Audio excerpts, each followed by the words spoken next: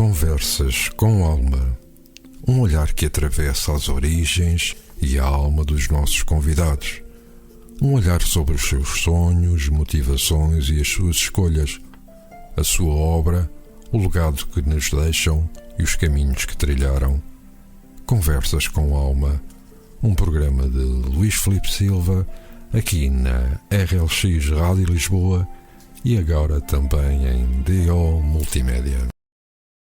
Ora, vivam muito, bom dia, sejam bem-vindos a mais uma edição de Conversas com Alma. FAPODIVEL é o nosso tema desta manhã. A FAPODIVEL é a Federação das Associações de Pais Encarregados de Educação do Concelho de Odivelas. Foi fundada em 2008. Tinha como objetivo a promoção e a constituição e também a reativação das associações de pais encarregados de educação, isto nas várias escolas do Concelho de Odivelas, promovendo assim o caminho que nos levaria a uma escola pública de excelência.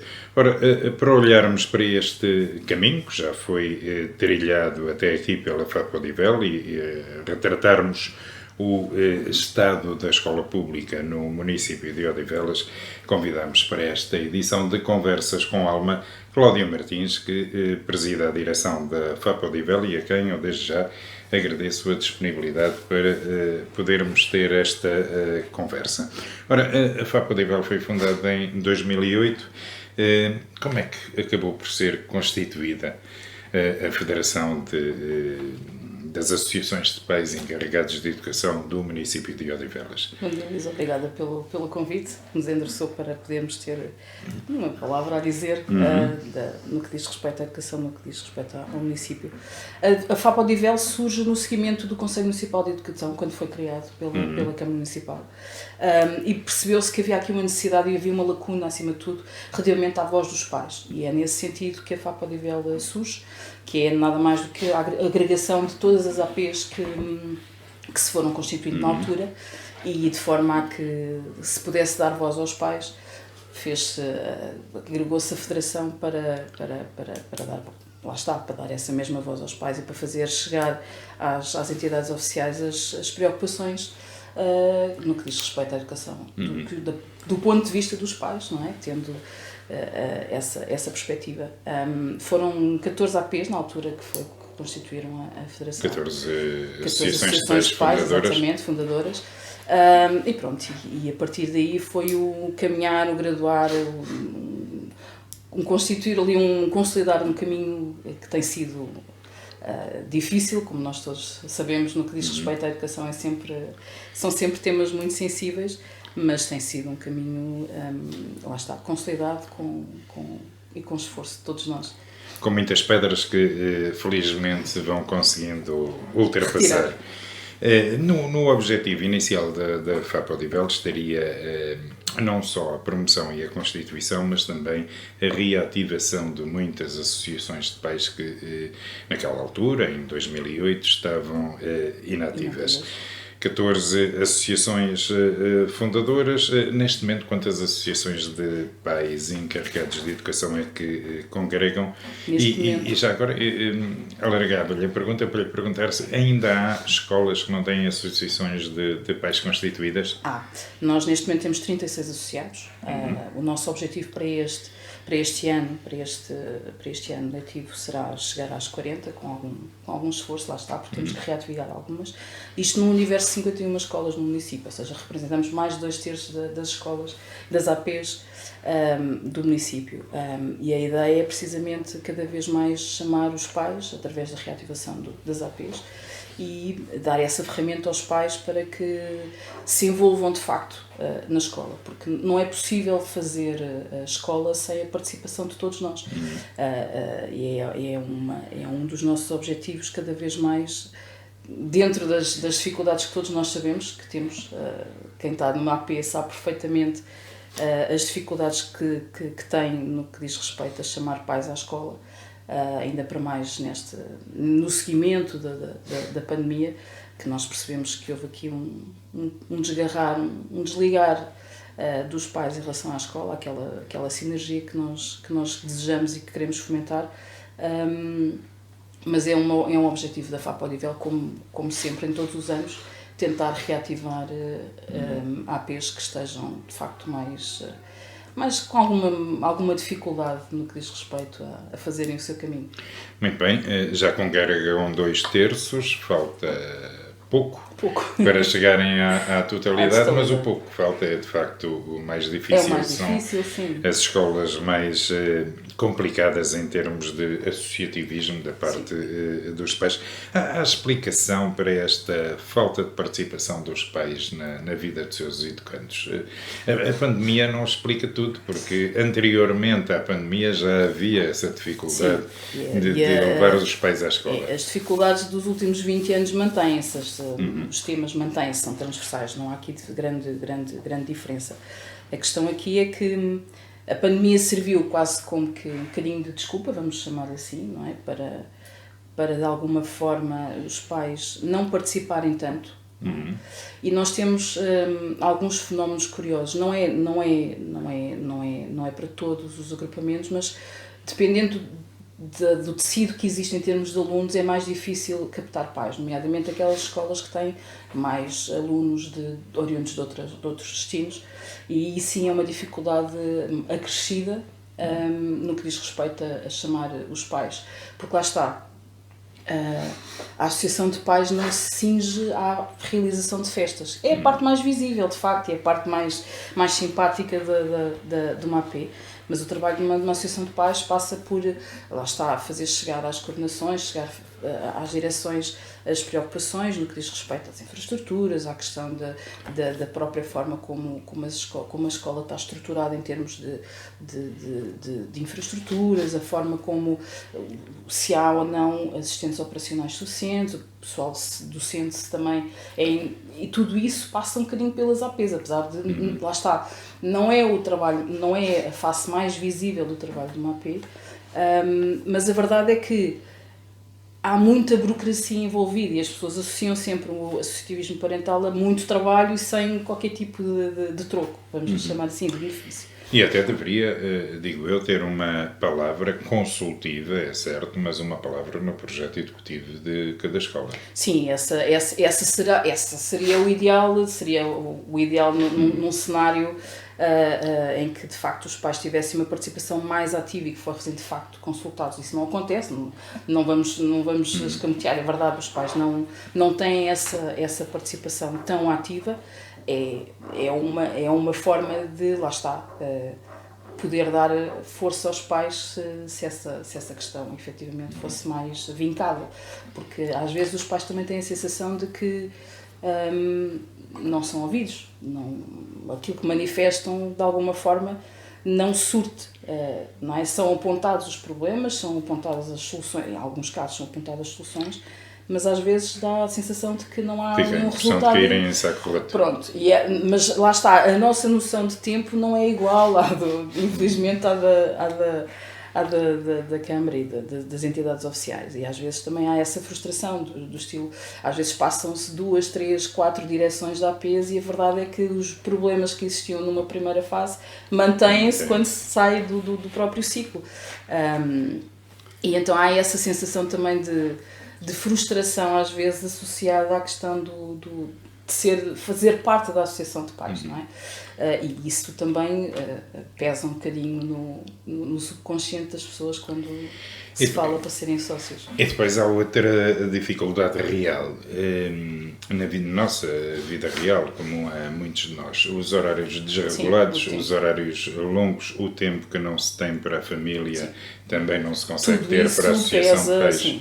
Sim, tudo isso pesa, porque de facto nós acabamos por retirar tempo à nossa família, e estamos a trabalhar em prol de mais de 300 ou 400 crianças, dependendo do ciclo que estamos a falar em termos de associação.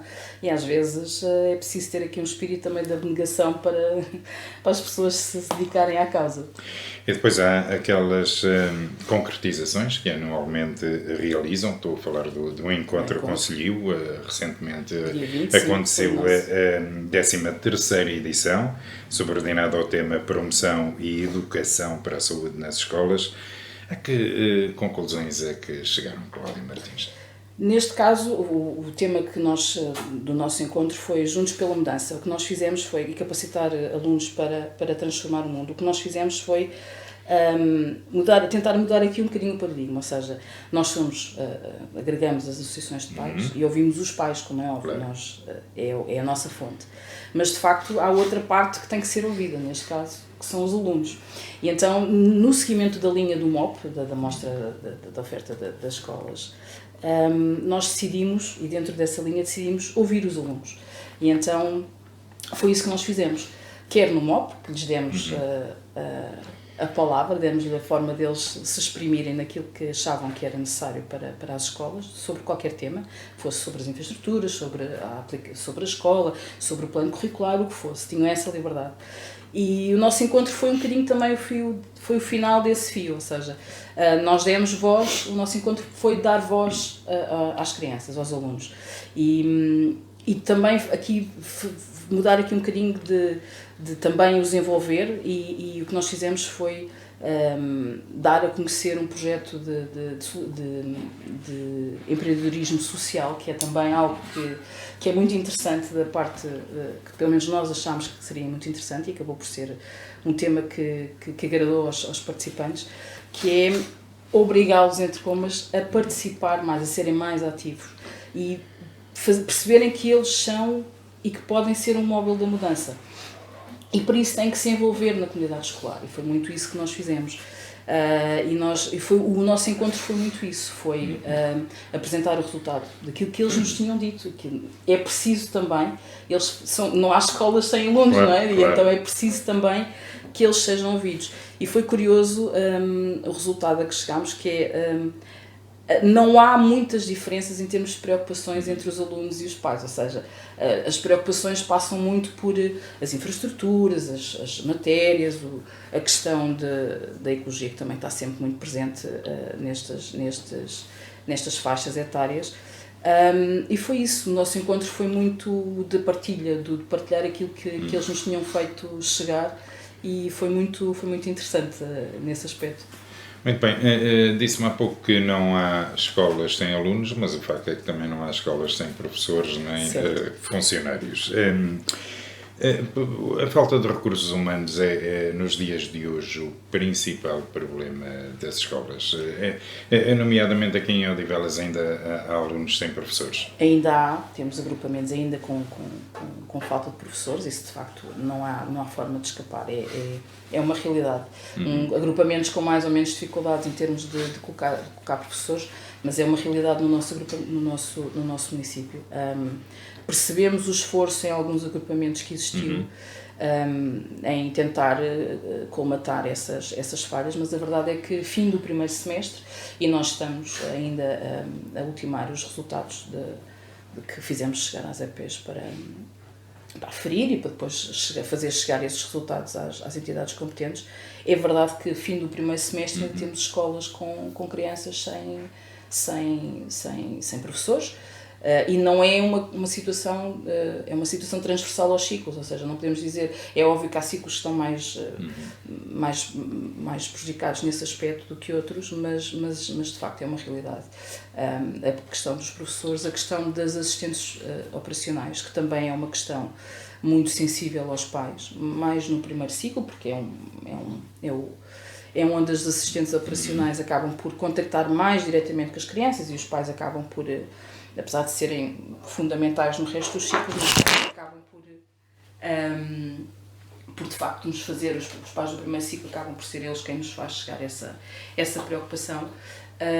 E apesar de nós, em termos de município, cumprirmos os rácios, não há dúvidas quanto a isso, em alguns agrupamentos até estarão acima do rácio, mas a verdade é que a sensibilidade dos pais, enquanto pais, passa a redundância, é que é sempre pouco, e isso é uma questão de facto. E não é fácil, da mesma maneira que não é fácil captar professores, também não está a ser fácil captar assistentes operacionais, e é de facto um problema também nas escolas. E isso é algo que nós já temos vindo a fazer ênfase nos diversos fóruns em que somos auscultados, e é uma preocupação transversal, de facto, aos ciclos no município. Os professores precisam de ser formados, as assistentes, ou os assistentes, não tanto assim, mas precisam também de algum tempo para se adaptarem. No seu entender, qual é a principal razão por que faltam estes agentes nas nossas escolas? Tem que ver com o vencimento? Sim, eu acho que eu acima de tudo diria isso. Tem mais a ver com as condições da carreira.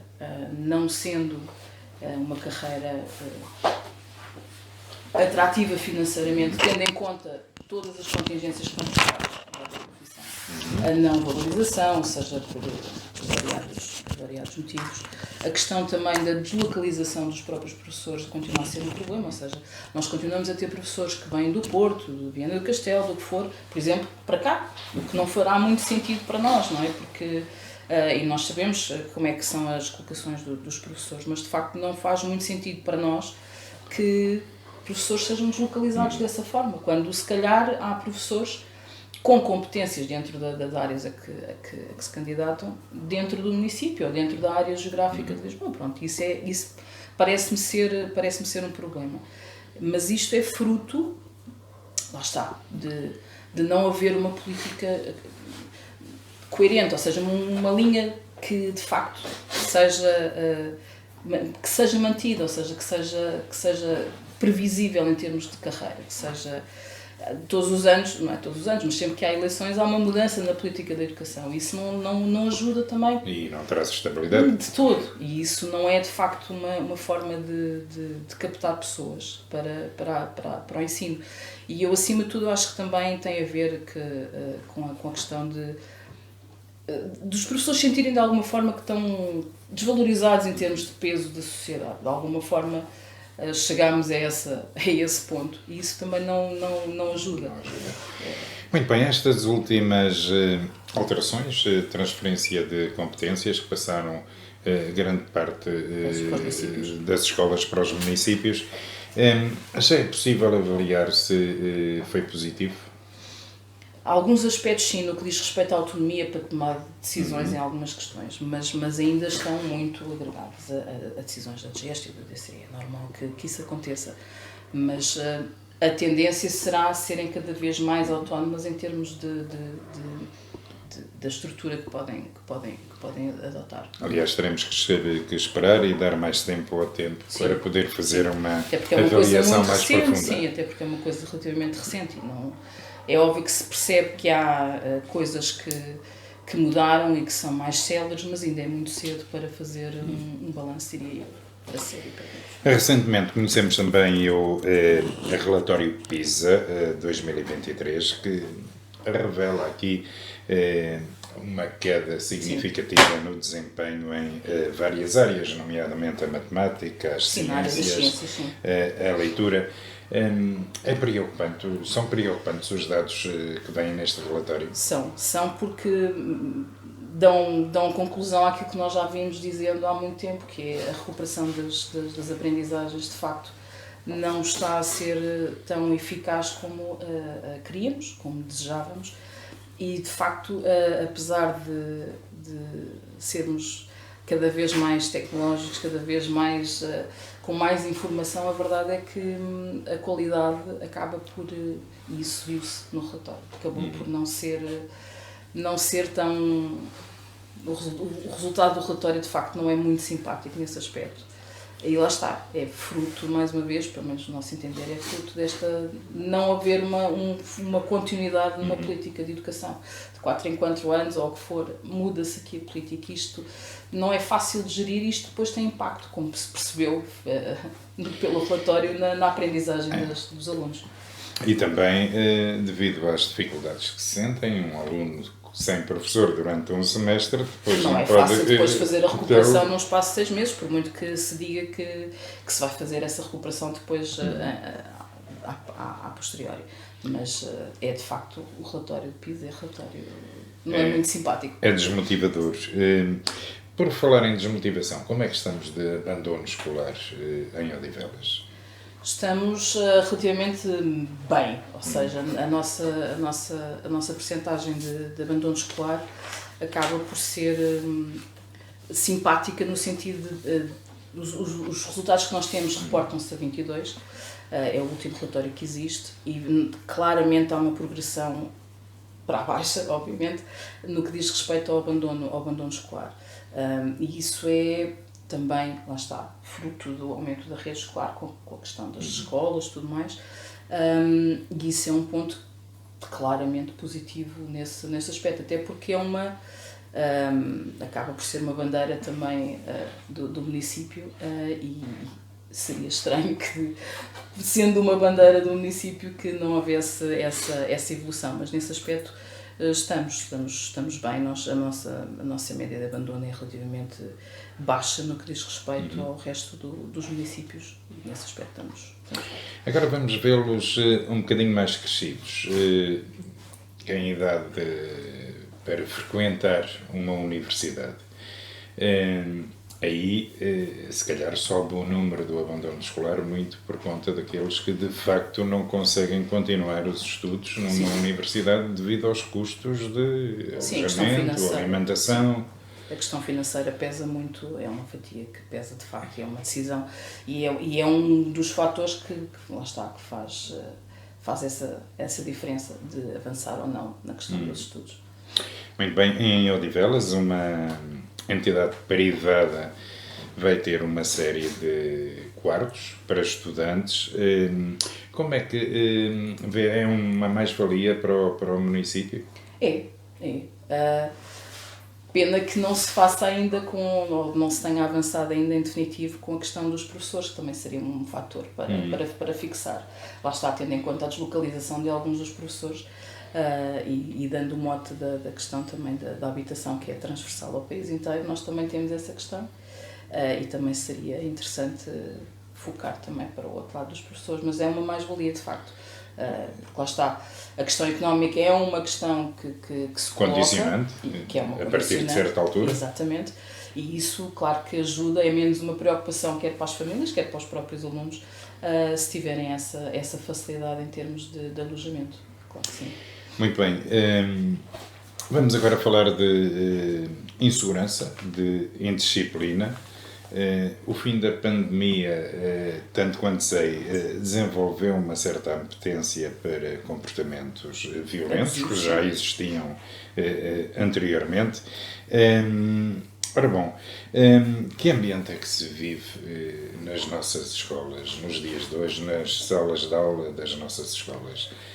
É um ambiente relativamente tranquilo no que diz respeito à violência, mas de facto tem vindo a ser um motivo e tem vindo a ser um tema recorrente em alguns agrupamentos. Nós percebemos que ela existe, de facto, está potencializada a um expoente que não estávamos habituados, e não é só nos ciclos mais avançados. No primeiro ciclo já começa a haver essa questão, já começa a ser um problema. Não estamos ao nível catastrófico que alguns países estão, de todo, mas é de facto um tema e é algo que nos preocupa. A pandemia, de facto, potencializou essa questão, porque a dinâmica da socialização não está bem entrosada, não está bem feita. E as crianças e adolescentes, numa primeira fase, de facto, avançam para uma agressão, para uma violência. Às vezes pode ser verbal, mas não deixa de ser uma agressão. E esse é um tema que tem sido trabalhado em alguns agrupamentos, com palestras, com ações de sensibilização, e os pais também sentem essa questão, porque, de facto, percebem que algumas crianças estão mais reativas, de facto, elas estão muito reativas. E a reatividade delas acaba por também perturbar o ambiente de escola, o ambiente de sala. Não é fácil, se houver essa insegurança, essa indisciplina dentro de uma sala de aula para dar... O professor não consegue de facto fazer a dinâmica que tem em termos de aula. Mas é um tema que é trabalhado, é um tema que nós estamos sensíveis e que nos fazem chegar também a essa questão. É uma questão, lá está, é um tema que existe, mas de alguma forma temos tentado que os problemas não escalem de uma maneira que não seja possível depois. Este aumento da violência pode estar relacionado com a eventual quebra, ou aparente, pelo menos é o que se sente, quebra da autoridade dos professores? Também, mas não justifica só. Não se justifica só. Eu acho que passa muito pela questão das valências sociais. Eu acho que foi muito por aí. E lá está. Crianças do primeiro ciclo, a socialização que tiveram foi quase nula. Nós tivemos-lhes a dizer durante 2 anos: afastem-se, não socializem, não confraternizem. E isto, a nível de barreira social, acaba por não se desenvolver, ou seja, eles não têm os limites que supostamente deveriam ter. E rapidamente escalam para uma reação mais física. E isso é óbvio que é difícil depois também o próprio professor, lá está, perdendo essa figura de poder, de autoridade, é óbvio que torna mais difícil. Mas lá está, essa também é uma das questões que os próprios professores se queixam. De alguma forma, nós, enquanto sociedade, acabámos durante estes 20 e tal anos de esvaziar essa figura, não é? Pronto. E às vezes não é fácil. Fora da sala de aula, o bullying é o fenómeno mais visível de violência. Sim.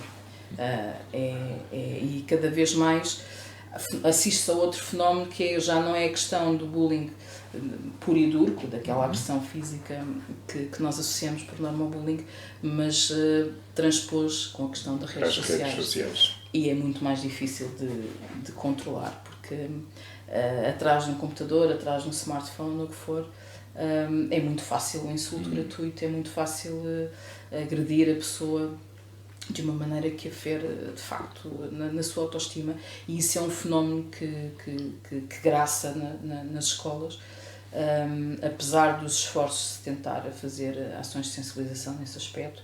É uma questão que, de facto, preocupa, porque as crianças vão-se, de alguma forma, isolando, e isso acaba por dificultar também a integração delas na própria turma e na própria escola. E isso é difícil E às vezes não falam, ou seja, os casos só são conhecidos mais tarde, e às vezes isso dificulta também a questão de se resolver no imediato. Mas o bullying já não é, ou continua a ser, mas já não é com tanta... Está a apresentar outro formato, exatamente, outro formato, e que é muito mais abrangente e é muito mais difícil de... Cláudia Martins, e por falarmos em redes sociais, isto leva-nos à questão dos telemóveis na escola. Partindo do princípio que as crianças precisam de estar contactáveis, até porque pode acontecer algo que elas precisem mesmo de saber naquela altura, não pondo isso em causa, e da perspectiva dos pais, como é que vê a presença do telemóvel na escola? A presença do telemóvel na escola é uma situação que é dúbia. Isto porquê? Há muitas crianças, por exemplo, que não têm um computador ou não têm um tablet. E ultrapassam a questão, por exemplo, da tecnologia em algumas aulas, utilizando precisamente o telemóvel. Ou seja, se por um lado pode ser um elemento estabilizador, porque pode potencializar a questão do bullying, do cyberbullying, tudo isso, de facto acaba por ser também uma ferramenta que eles precisam por força de não terem, por exemplo, das escolas não estarem equipadas como deve ser no que diz respeito às tecnologias. É como tudo, eu acho que nem sempre, nem nunca, ou seja, eu acho que deve haver aqui alguma contenção na utilização, não é? Sendo que eu acho que não se pode proibir, e é impossível num universo, imaginemos, de 600 crianças ou adolescentes, fazer-se um controlo férreo no que diz respeito àquilo que eles veem, àquilo que eles podem usar. É óbvio que dentro da sala de aula há forma de o professor restringir essa utilização. Há coisas tão simples como colocar um cesto ou um cofre, whatever, o que for, dentro da sala e dizer, dentro desta sala, enquanto decorrer as aulas, não se utiliza. E depois essa utilização ser única, exclusivamente utilizada, ser feita nos intervalos. Ou eventualmente promover um uso adequado, mas isso dá mais trabalho, Dá mais e os trabalho, resultados levam mais tempo, lá está. E depois também é preciso que os próprios pais, não se demitindo da sua função, de dizerem que há uma utilização QB, utilização que pode ser feita sem perturbar o regular funcionamento das aulas. Mas lá está, mais uma vez, passa também por o próprio professor ter essa iniciativa, essa possibilidade de alguma forma restringir a utilização. Mas lá está, muitas das vezes os smartphones são utilizados como consulta, como um meio de consulta para o próprio funcionamento das aulas. Muito bem, daí concluo que em termos de tecnologia na sala de aula haverá ainda muito que fazer, nomeadamente aqui em Odivelas, estamos perto de Lisboa, mas sim, provavelmente muito mais nas escolas do interior. Sim, eu acho que é um problema, sendo cada vez mais uma sociedade digital, é de facto um problema de não haver acesso a todas as crianças de material da tecnologia, nomeadamente a questão dos computadores, que é um tema que vem sendo recorrente, que é a questão dos computadores para todos não é uma realidade, não é uma realidade. O que cria naturalmente desigualdades, e isso vê-se ainda relativamente voltando um bocadinho atrás na questão do relatório PISA, é óbvio que estas diferenças acabam por se refletir também na questão das aprendizagens. Quem tem acesso a tecnologias, quem tem acesso à informação de uma forma mais fácil, obviamente que mais facilmente consegue ter a informação que necessita e de consolidar a sua aprendizagem. E depois, para além da sala de aula propriamente dita, há outra realidade, que são a convivência de escolas novas e bem equipadas com outras que, infelizmente, precisam de alterações profundas. Sim, o nosso parque escolar, de facto, tem o muito antigo e o muito recente, sendo que no entremeio há muita coisa ainda a fazer. Tem sido... pontualmente têm sido feitas de facto algumas obras de recuperação no parque escolar, mas ainda há escolas que têm coisas tão deficitárias como no que diz respeito aos WCs, coisas que à partida seriam básicas e que não existem, que não é possível de alguma forma estarem presentes. Algumas estão em mau estado, a dificuldade às vezes na manutenção é uma realidade, ou seja, uma torneira que esteja avariada não é imediatamente reparada, não é? Isso é um problema a todos os níveis, porque se desperdiça água, porque é material que ali está sem usufruto. E sim, ainda temos um longo trabalho a fazer no que diz respeito à recuperação do parque escolar, e depois temos um problema que é o paradigma das escolas atuais não serem ou melhor, as escolas mais antigas não são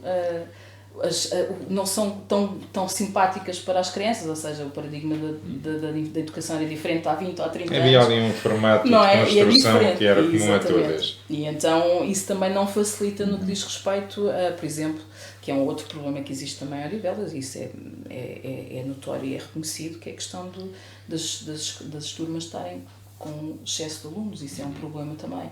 E em escolas antigas enfiar 30 crianças dentro de uma sala quase que só suportaria 20 ou 25, que seria o ideal, não é fácil. Isso também é uma questão que não ajuda no que diz respeito à escola. A sobrelotação das turmas. Sim. Muito bem. Uma coisa que preocupa absolutamente os pais, não quer dizer que seja a única, naturalmente, mas que preocupa os pais em relação à vida escolar dos seus filhos, é a qualidade da alimentação nas escolas. Ora, como é que estamos a comer, ou como é que eles estão a comer nas nossas escolas? Há sempre questões que têm que ser melhoradas, e essa é uma também. Apesar de, em termos nutricionais, de facto está tudo garantido, mas é óbvio que nós percebemos que há questões na alimentação que têm claramente que ser melhoradas. A questão das doses, a questão por exemplo, uma coisa tão simples como a comida chegar quente à mesa das crianças, não é? É uma coisa que que não é de todo simpática a criança sentar-se e ter a comida fria, e isso em algumas escolas é uma realidade, apesar de se tentar que sejam, pronto, corretamente equilibradas a nível nutricional, tudo isso, nós sabemos que essa questão está de facto garantida, mas a questão de ser uma empresa acaba por condicionar também aqui, não quer dizer que não haja qualidade nas refeições, porque elas existem, mas há sempre a vertente económica que também pesa, e isso também acaba por se refletir nas refeições que são servidas às crianças. Há pais que defendem o regresso aos tempos mais remotos em que as escolas tinham cozinhas. Cozinhas, sim. Economicamente não é viável. Não, de todo. Não é viável de todo. A outra possibilidade poderia ser um ambiente, mas lá está. Tem questões de budget também, de orçamento, que é aumentar o valor da refeição, que é um valor irrisório na realidade, e que pode justificar também esta diferença em termos e o saudosismo das cantinas. Há escolas que de facto têm cantinas e que podem produzir alguma alimentação, mas de facto na generalidade está entregue a empresas que são elas quem garantem a refeição das crianças. E lá está, mais uma vez, essa questão da alimentação é de facto algo que tem que ser pensado, se calhar, de outra forma, de maneira a que... pensado de uma forma diferente da ótica da empresa, que passa a expressão, poderá ser cega à necessidade de uma criança precisar de mais apoio alimentar que outra? Sim, por exemplo, pode passar por aí. Apesar de em Odivelas o município garante as refeições para as crianças do primeiro escalão, e mesmo em alturas de pausas letivas, isso é importante, e foi uma das preocupações até porque, infelizmente, em Odivelas ainda temos crianças que só comem na escola. Sim, isso viu-se e foi uma preocupação que de facto aconteceu, que tanto na altura da pandemia como na altura das greves, e era preocupante perceber que havia crianças, lá está o que estava a dizer, crianças que a única refeição quente que faziam era de facto na escola, e a perspectiva de não poderem fazer essa refeição era assustadora. Essa situação depois, entretanto, foi contornada e as crianças a refeição das crianças é assegurada, mas é de facto uma preocupação, a questão da alimentação. Muito bem, caminhamos para a parte final da nossa conversa. Eu gostava de abordar aqui também a questão do desporto escolar, saber como é que, da perspectiva dos pais, se olha para o desporto escolar. À partida, nada a dizer, ainda bem que existe, mas está um bocado desfasado da realidade. A oferta do desporto escolar no nosso município cinge-se praticamente ao primeiro ciclo, na realidade. Depois o segundo e o terceiro ciclo, nós sabemos que eles depois têm educação física, não sei o quê, mas não há grande oferta, ou seja, nós percebemos que, tendo sido nós uma cidade europeia do desporto, e tendo nós tantas formas de praticar, e há muitas infraestruturas entre Odivelas que nos permitem fazê-lo, de facto o desporto escolar poderá ser uma forma de dinamizar mais e inclusivamente as próprias coletividades que nós temos em Odivelas e que poderiam ser aproveitadas. Quando falo no desfazimento, falo em modalidades que fazem parte do programa do desporto escolar, mas fora do desporto escolar depois não há clubes que as pratiquem, que possam dar continuidade àquilo que as crianças aprendem. Não haveria aqui um trabalho a fazer também, a envolver os clubes também nesta área? Eu acho que era uma possibilidade. Nós temos muitas coletividades, temos alguns clubes em Odivelas e que têm uma miríade de oferta em termos de desporto, e poderia passar por aí colaborações pontuais ou com os clubes, com as coletividades, a divulgação se calhar mais difusa do desporto, porque de facto em termos de oferta cinge-se muito apenas ao primeiro. Até eventualmente a alteração por parte dos clubes das áreas em que se envolvem, aproveitando aquilo que vem do desporto escolar, exatamente, poderia ser uma forma deles também se adaptar. Na esmagadora maioria temos futsal e Sim. o resto começa a ser pouco significativo. Se calhar em termos de desporto assim mais, somos capazes de ter o judo, o karatê, as artes marciais de facto têm um peso grande em termos de desporto do município. Lá está, nas coletividades e no ginásio e por aí fora, mas de facto há outras modalidades que não são oferecidas, passa a expressão. Muito bem, realizaram recentemente o 13º encontro concelhio, mas recentemente assinalou-se também, a 24 de janeiro, o Dia Internacional da Educação. É uma data, foi proposta pela ONU, é uma data, mas é também a oportunidade de podermos refletir sobre estas questões da educação dos nossos filhos. Eu acho que todos nós temos desafios e estas datas, mais do que comemorar, mais do que fazer a festa, chamemos-lhe assim, servem de facto para agregar e para fazer com que as pessoas se façam uma reflexão e de alguma forma como é que elas podem contribuir para fazer alguma mudança. Eu acho que o paradigma é claramente o aumento da produtividade, ou seja, fazer mais com aquilo que temos, e às vezes não é muito, mas, e já fazemos muito com aquilo que temos, mas o aumento da produtividade, a questão de se perceber e cada vez mais a escola amiga da criança, no sentido de ser aprazível o tempo que eles passam, porque eles de facto é quase como se fosse uma profissão, eles passam tanto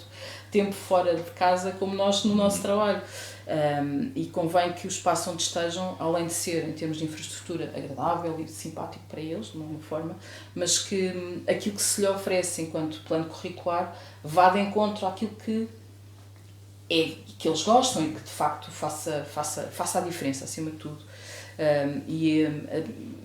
Mesmo em termos de ofertas extracurriculares, é uma lacuna. Nós não temos...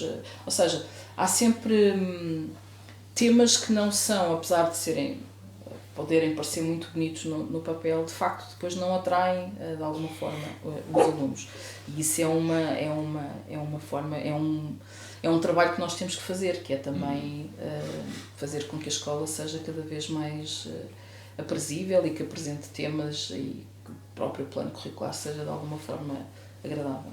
Dar mais força à disciplina de cidadania, até de modo a desenvolver as outras? Sim, por exemplo, lá está, mas para isso também é preciso a envolvência das próprias crianças na escola, e daí fazendo novamente aquele ciclo que nós tínhamos feito relativamente ao encontro e ao MOP, é preciso dar-lhes voz, é preciso dizer-lhes que eles podem fazer a diferença, e envolvendo-se na escola é uma forma de fomentarem a cidadania. Até porque são os nossos cidadãos do futuro, os nossos governantes do futuro. Exatamente, e é curioso que vamos fazer 50 anos de democracia, não é? E é de facto a participação das pessoas, e das crianças e dos pais na sociedade é dispara, é desgarrada, e é preciso que as pessoas se envolvam e que, lá está, efetivamente se façam cidadãos em pleno, ou seja, que não deixem para terceiros a escolha daquilo que efetivamente eles podem querer fazer.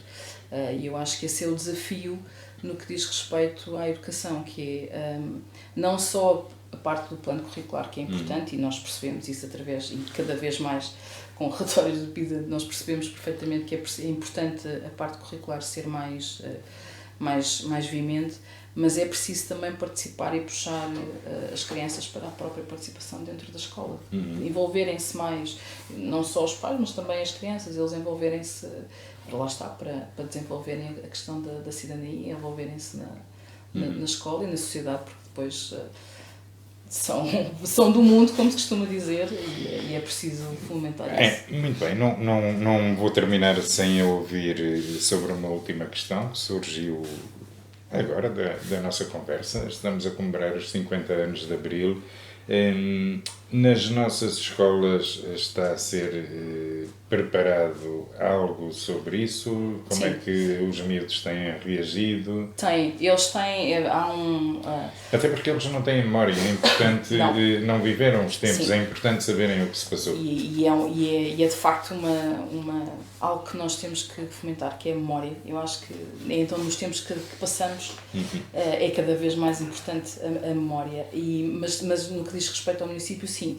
É óbvio que nós temos áreas que são têm um peso, entre aspas, maior no que diz respeito à comemoração do 25 de Abril, uma questão histórica, porque estiveram de facto envolvidos e tiveram um papel preponderante na questão do desenvolvimento do 25 de Abril, mas sim, as crianças há projetos, de várias disciplinas, há uma colaboração interessante entre as disciplinas, e isso está a ser feito, há uma comemoração, dentro dos agrupamentos está a ser feito de facto essa comemoração e a ser preparada, até porque lá está, são os 50 anos, não são os 38, são os 50, e isso dá um peso diferente também à comemoração da data, mas sim, está a ser feita e preparada algumas coisas em relação ao 25 de Abril com as nossas crianças.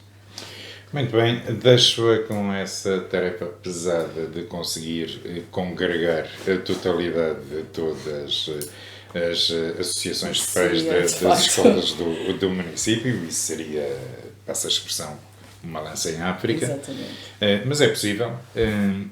E nós, agradecendo a sua disponibilidade, mais uma vez voltamos para a semana com outro tema e com outro convidado.